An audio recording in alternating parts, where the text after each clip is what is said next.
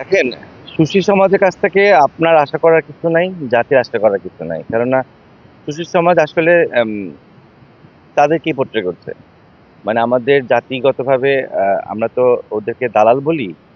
এবং ওরা কাদের দালাল? ওরা ভারতীয় দালাল। তো ভারতের দালালি করলে তো ওরা তো এই সমস্যাগুলো নিয়ে ওরা কথা বলবে না। এটাই নরমাল। এবং আপনি, আমি, আমরা আহত হই না, আমরা অবাক হই না। আমি আহত অবাক হওয়ার অবস্থান থেকে অনেক আগে দূরে সরে গেছি। বিকজ এটাই নরমাল।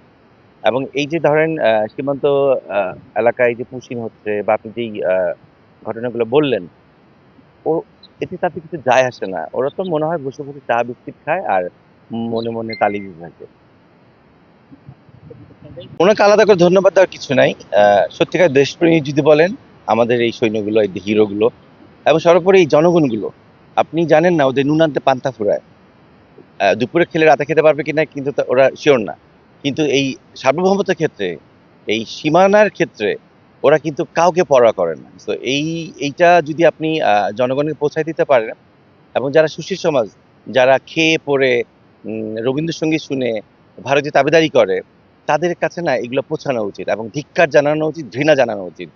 যাদের দুপুরবেলার খাবারের যোগান দিতেই দিন শেষ হয়ে যায়, সূর্য অস্ত যায়, তাদের যেই মানে কত বড় কলিজা এই দেশ নিয়ে, তাদের যে দেশপ্রেম, সেই সাথে এই যে বিজেপির সৈন্যগুলা নাম কাস্তে একটা বেতনধারী চাকরি এবং নিজের জীবনের নিরাপত্তার কথা চিন্তা না করে এই যে আহ, সারা বছর যে আমাদেরকে নিরাপত্তা বেষ্টনীতে ওরা আমাদেরকে সিকিউর করে রাখছে, এর জন্য তো অবশ্যই সেলুট। এবং আমি মনে করি আমাদের দেশে সত্যিকারের হিরো হচ্ছে তারা।